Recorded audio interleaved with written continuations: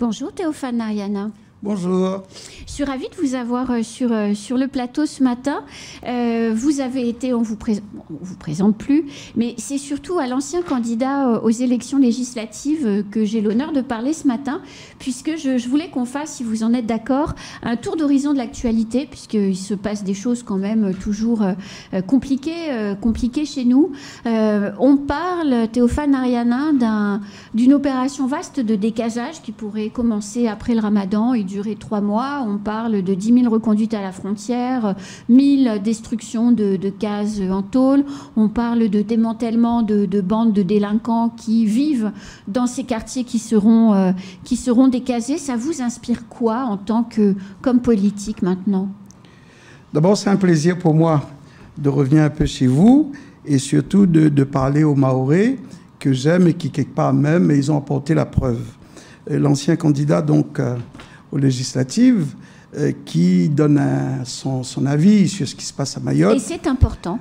Très important. Et puis aussi, en tant que chef d'entreprise, nous avons quand même sous nos ordres 380 familles. C'est pas anodin. Plus les sous-traitants, c'est à peu près 2000 bouches qui vivent de nos activités.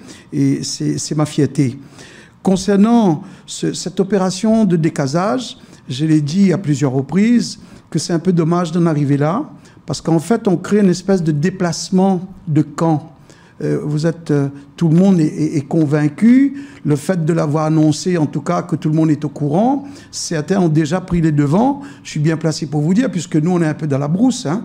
Nous, à l'entrée de Longoni, là, on voit déjà des petites cases fleurir de la Pampa. Donc, certains ont pris les devants et d'autres vont subir les foudres. Mais pour moi, ça va créer de la frustration, ça va créer de la méchanceté. Donc, on est dans une éducation de violence, et je dis que religieusement, ce n'est pas admissible. Sauf que nous, chefs d'entreprise, l'Europe invente des lignes de financement comme Interreg. On nous demande de communiquer avec les pays de la zone. Quelque part, on nous envoie au goulag. Moi, j'ai travaillé pendant 8 ans aux Comores. J'y étais, moi, le week-end dernier, à Anjouan. Je vais créer une grosse opération de granulats Comores, Anjouan, Mayotte, parce qu'on n'a plus de cailloux dans ce pays. Et plutôt que de voir le prix flamber et baisser les bras, donc nous, on va aller prendre des cailloux, on fera tout ce qu'il faudra pour aller. Mais comment je vais communiquer avec des gens à partir du moment que j'ai une image française, les mêmes qui ont frappé les enfants, les mêmes qui ont frappé les parents, et moi, je dois communiquer avec cette population. Je dis que tout doit se faire de la communication. C'est pas parce qu'on a eu quelques élus qui n'ont pas coopéré dans ces pays qu'on doit sanctionner la population. Je redis une fois encore, les gens qui viennent ici, c'est pas pour s'engraisser, c'est pour des raisons purement médicales et d'éducation, essentiellement. Je vois tout ça avec un regard de grand-père, attristé par cette situation où la méchanceté, où la haine est devenue le maître mot. Je ne dis pas, Mayotte n'a pas les moyens de supporter toute la misère de la zone. Je suis le premier à dire.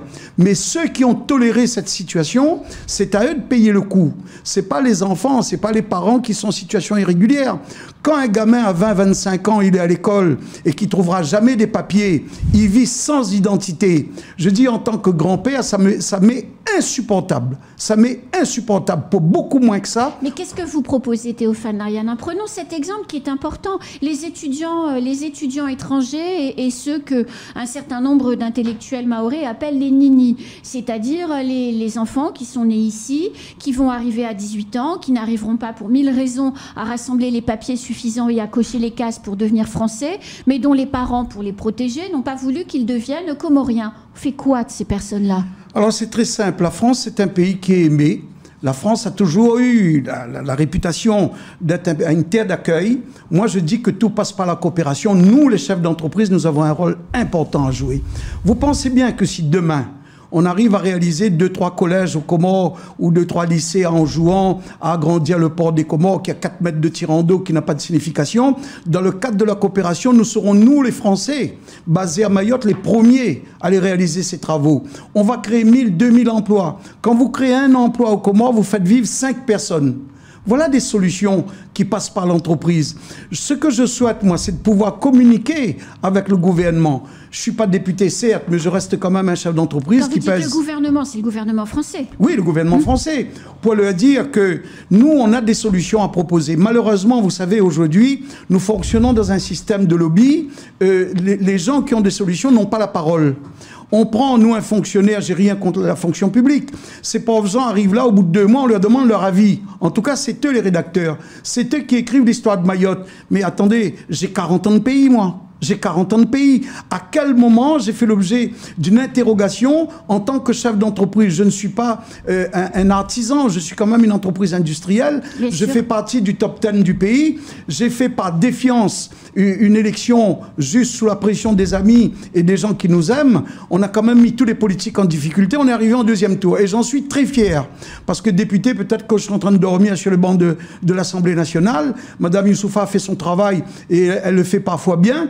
Mais je vais dire, c'était peut-être pas ma vocation. Donc aujourd'hui, la chance de pouvoir dire haut et fort quelles sont les solutions, je demande qu'à être interrogé sur le sujet. Oui, j'ai des solutions. Théophane Nariana, on fait un petit bond en arrière à mardi, des exactions incroyables à Tsunzu, où en résumant rapidement, une bande d'une quinzaine de voyous, des mineurs et des jeunes majeurs au regard des premières interpellations, qui agressent évidemment tout le monde, hein, tous les gens qui passent, mais enfin ça malheureusement c'est devenu une habitude, mais qui ont lancé des cocktails Molotov dans les autocars contenant des enfants.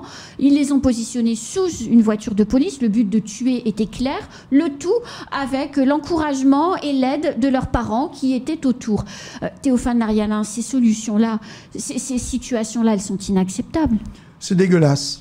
C'est dégueulasse, d'autant plus que les parents ont applaudi. C'est inadmissible. Mais j'irai plus loin. J'irai plus loin en tant que père. Vous savez, ces gens ont subi aussi quelques violences. Personne n'en a parlé. Aujourd'hui, c'est le résultat de ce qu'on a semé, qu'on est en train de supporter. Vous savez, c'est rare de trouver quelqu'un, quand vous lui mettez une baffe dans la figure, qui vous fait un bisou, hein. Il a plutôt tendance à vous remettre une baffe. Aujourd'hui, on est à cette époque-là.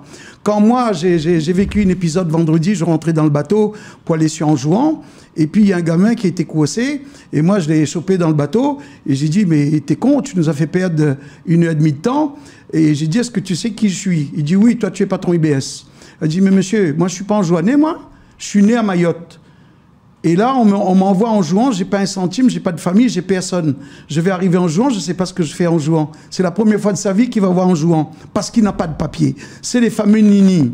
Mais Anne, je pense qu'il faut vivre la situation, il faut parfois descendre de son escabeau, vivre la vie des autres. Et on va démater le problème. Si on passe son temps dans la haine, vous savez que tous les Mahorais, ils ont d'origine quelque part, un peu de Comoriens, un peu d'Anjouanais, un peu de Malgaches.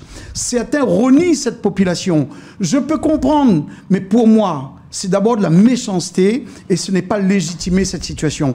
Et je condamne fermement cette situation où les gamins balancent sur la puissance publique des cocktails Molotov, sur des bus avec des enfants dedans, c'est criminel. Mais je dis quand même, il faudrait aller un peu plus loin pour savoir pourquoi on est rendu là aujourd'hui. Alors, autre sujet dans l'actualité, Théophane Nariana, l'eau. A priori, s'il ne se met pas à pleuvoir au mois de juin, les retenues collinaires seront vides. Qu'est-ce qu'on va faire ? Alors ça, c'est un scandale politico-administratif. C'est une mafia. C'est une mafia. Et je parle sous le contrôle de la Chambre régionale des comptes. Personne ne parle de la SMAE.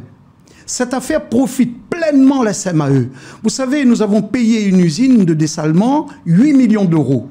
C'est une DSP avec une obligation de résultat. C'est-à-dire qu'il doit fournir 5000 m3 d'eau par jour. Il n'en fournit que 2000-2500.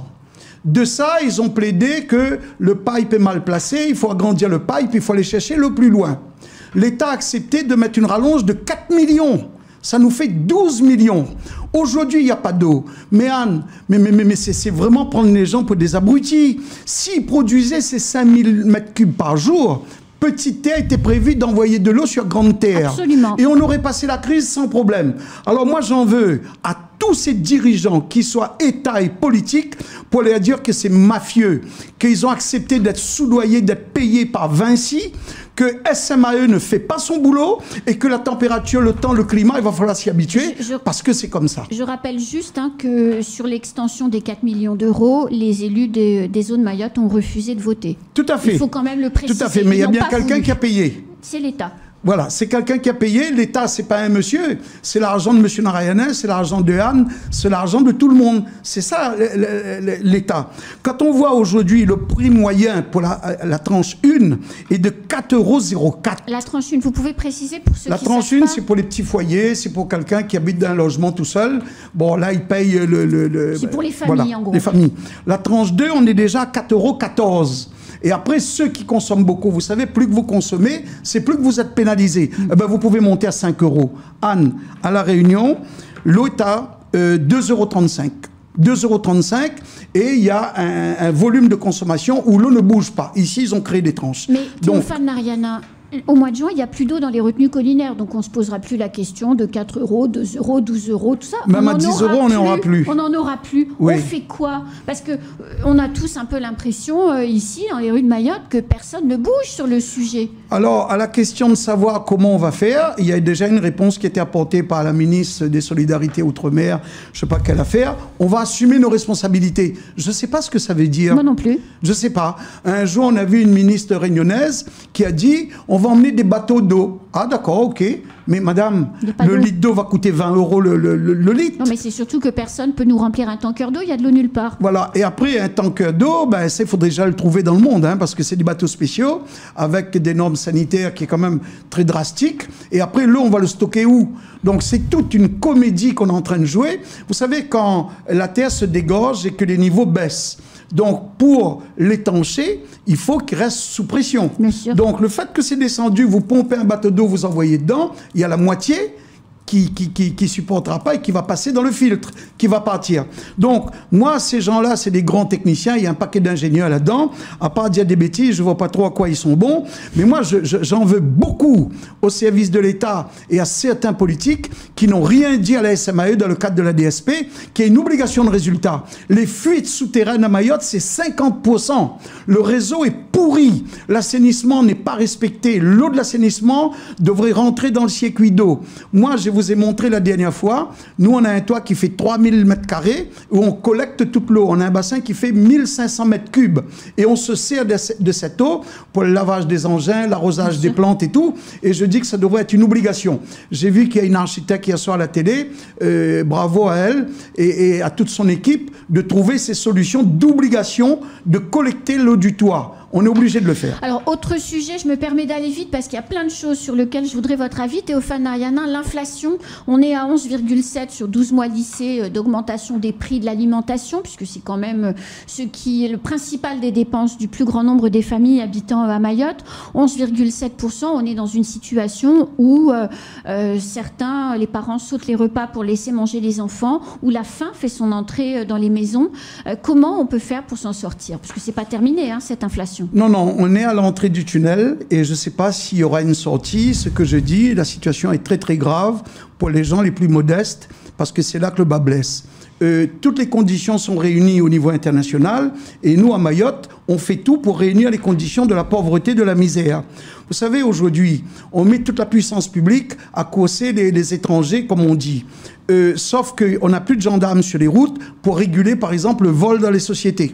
Nous, en 2022, Anne, on va passer 1 million d'euros de vol.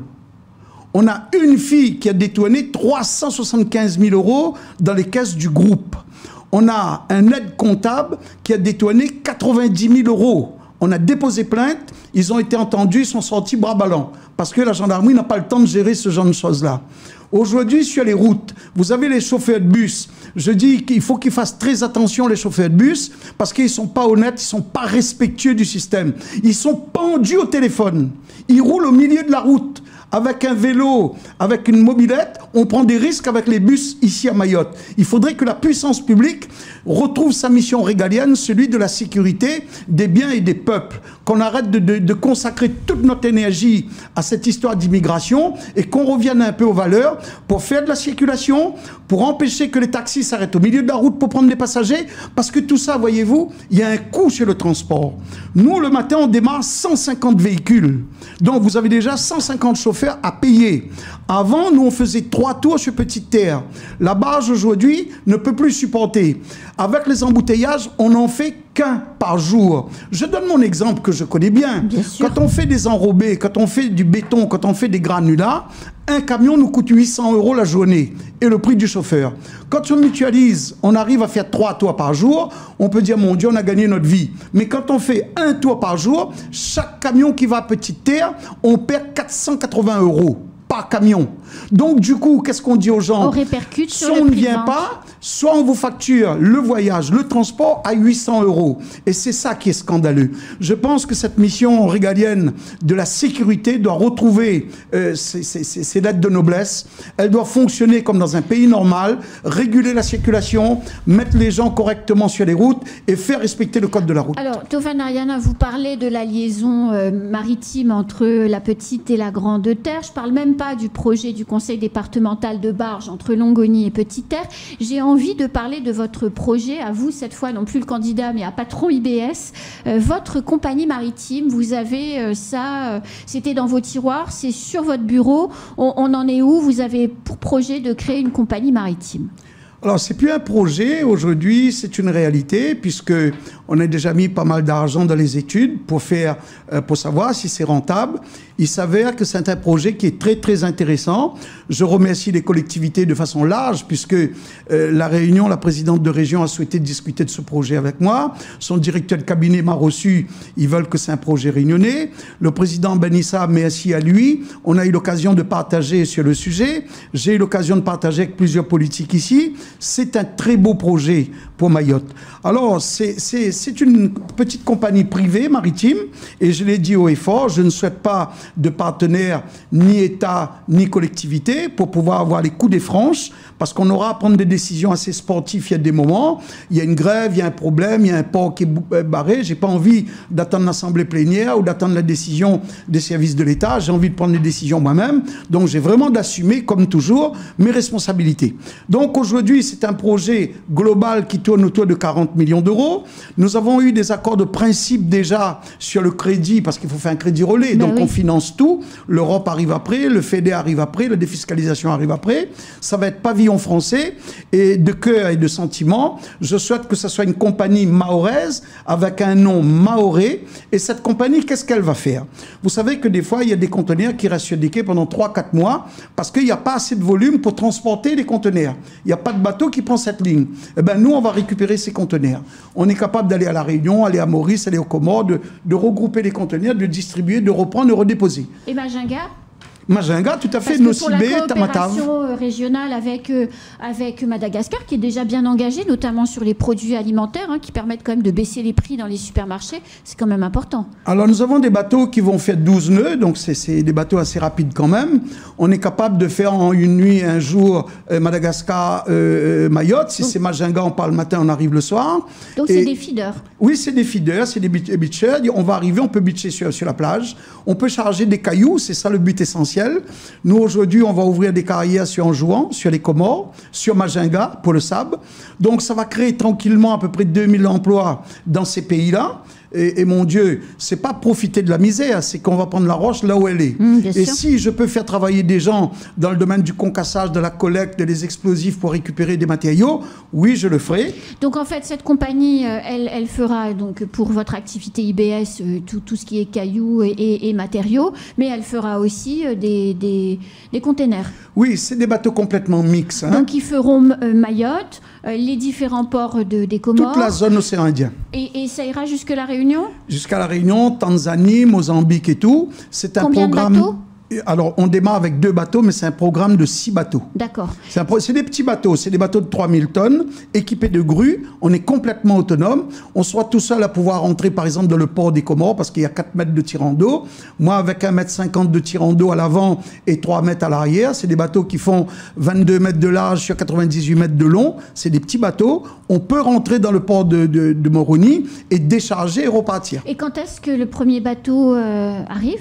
Ça commence quand, l'exploitation? Alors, on a une grosse tournée industrielle et administrative. On doit partir en Malaisie, en Corée du Sud et en Chine. La Chine vient de s'ouvrir. C'est seulement au retour de ça qu'on aura un planning de fabrication. On va renégocier les prix, on va voir la technique avec les experts qui m'ont accompagné dans le domaine. Et je pense que d'ici la fin de l'année, on peut raisonnablement imaginer la mise en œuvre de ces bateaux. Ces bateaux mettent entre 16 et 18 mois de fabrication. Ils sont capables de venir par leurs propres moyens.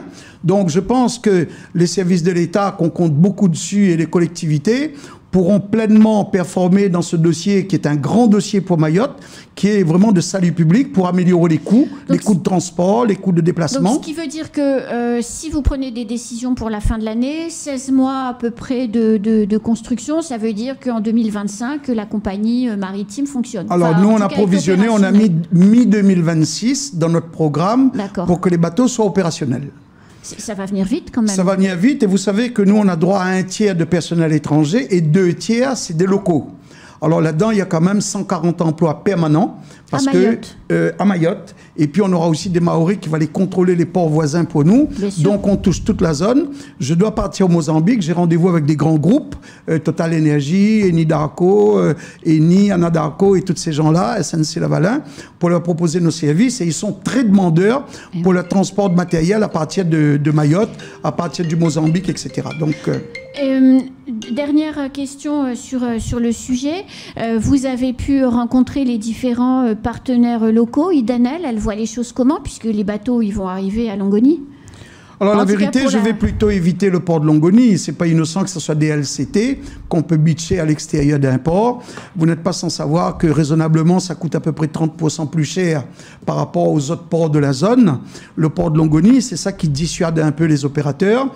Moi, je prie à Dieu que ce soit un grand port maritime plus tard et que on arrête de favoriser ce genre d'exercice. Tout le monde est d'accord pour dire que c'est très cher, sauf certains politiques.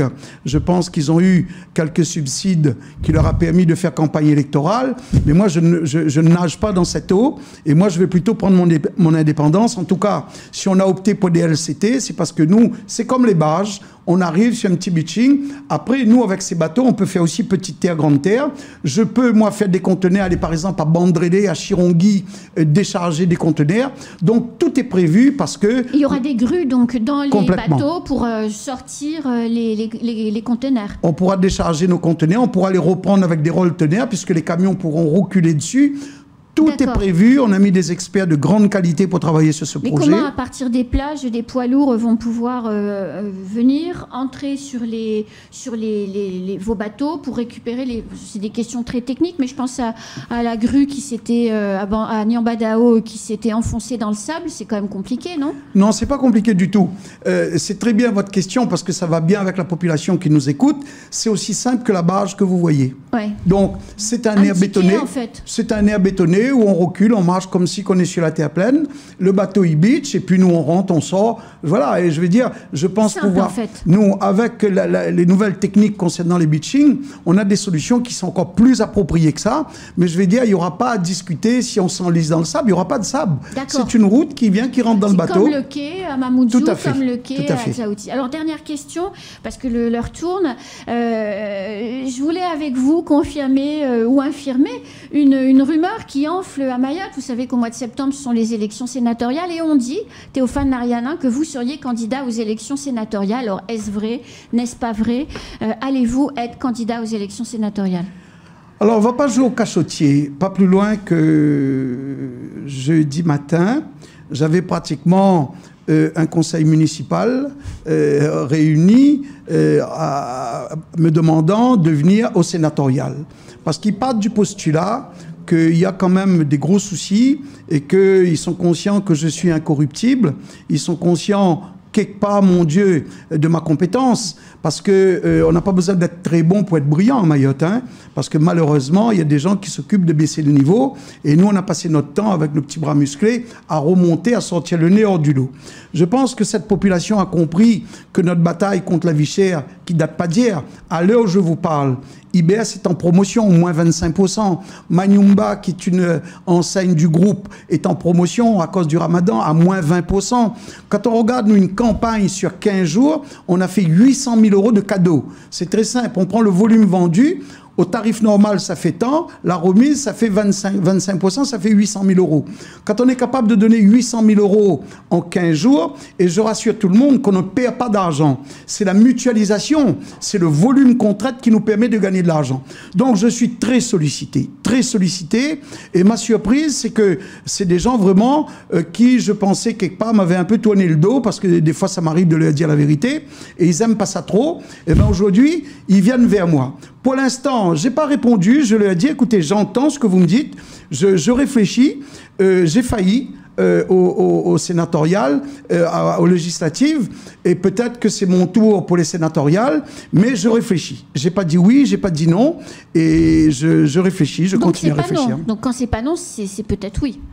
C'est pas non et c'est pas oui, parce que je suis aussi assez exigeant pour savoir un petit peu les mandats qui seront les miennes et avec qui je vais cohabiter. J'attends voir quel candidat qui sort de l'ombre, qui ressemble à quelque chose. Et la vérité, hein, puisque je suis pas assoiffé, j'ai pas besoin de ça, j'ai un programme qui est très rempli. Si je juge personnellement, à ma manière, qu'il y a un porteur digne de ce nom et qui peut aller au Sénat, ben peut-être que je vais l'aider à faire. C'est une manière aussi de gagner cette bataille. Je ne suis pas obligé d'y aller moi-même, mais coacher quelqu'un que je juge capable, et il y en a. Ils vont sortir de la brousse de leur bureau, et si je juge que c'est bon, je vais fédérer, je vais emmener mes amis pour fédérer avec lui, pour le faire élire au sénatorial. Théophane Ariana, ce sera ma dernière question. Vous nous expliquez un projet qui fait rêver, hein, la compagnie maritime. Je crois qu'il n'y a pas une personne à Mayotte qui peut se dire que nous n'en avons pas besoin, donc c'est un vrai projet. Si vous êtes candidat au sénatorial et que vous êtes élu, puisque je pense que vous ne partez pas pour perdre, vous partez pour gagner, et c'est sûrement les calculs à ce que vous on va gagner, bien sûr. Je pense que ce sont les calculs que vous êtes en train de faire, et c'est bien normal. Il n'y a pas un conflit d'intérêts potentiel entre un patron de compagnie maritime, c'est un projet ambitieux qui nécessite de beaucoup s'impliquer, et puis de l'autre côté, un poste de parlementaire de la nation? Non, bien évidemment, tout ça sera étudié, mais moi je suis un entrepreneur, je suis président d'un groupe, je démissionne, je reste actionnaire, j'ai plus la main sur le groupe. C'est aussi simple que ça, juridiquement. Oui. Donc, j'ai pas besoin. Tout le temps que je suis moi-même, si j'étais élu aux législatives, j'avais dit que je démissionnais de mon poste de président et j'allais m'occuper de ce poste. Donc, je l'ai dit ici et je l'aurais fait. Tout était organisé pour. Je suis sénateur, et combien de sénateurs sont présidents, directeurs généraux de ceci, de cela? Eh bien, ils ont démissionné. Donc, moi, je ferai pareil. Aujourd'hui, la chance que j'ai un fils qui est, pour moi, particulièrement brillant, c'est le plus brillant de la planète. Oh, c'est mignon, votre sourire. Et ça, vous le savez, Anne, eh ben, qui est capable de me remplacer à pied levé. J'ai des collaborateurs exemplaires qui nous suivent de très longue date. Et je pense qu'ils sont capables de faire marcher la boutique sans moi. C'est peut-être le moment aussi pour eux de prendre leur autonomie, leur indépendance et de prouver réellement ce qu'ils sont capables. Tout le temps que je suis là, j'ai l'impression que je suis presque à un mur qui les empêche d'avancer. Eh ben, je leur donnerai aussi cette occasion-là. Merci beaucoup, Théophane Ariana. Vous revenez à peu près quand pour nous dire que vous êtes candidat? Avant les élections. À cette réponse. Merci beaucoup, Théophane Ariana. À bientôt. C'est moi, merci beaucoup. C'est la fin de ce temps de parole. Tout de suite, la suite de nos programmes.